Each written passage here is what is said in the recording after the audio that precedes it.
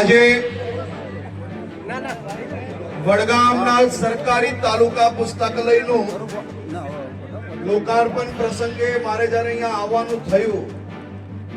અને આ વડગામની 18 વર્ણો ભેગી થઈ બધા જ સમાજના આગેવાનોથી લઈને યુવાનો આપ સૌના ચહેરા ઉપર જે ખુશી હતી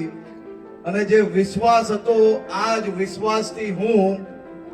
ગુજરાતના દુશ્મનોની સામે લડું છું ને લડતો રહીશ.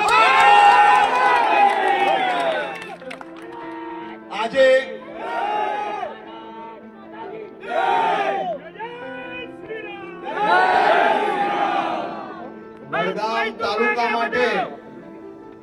વડગામ તાલુકા માટે આજે આપ જોઈ શકો છો આ અદ્યતન પુસ્તકાલય કે માત્ર ને માત્ર તમારા બાળકોનું ભવિષ્ય ઉજ્જવલ કરવા માટે આજે લોકાર્પણ કરવામાં આવ્યું છે.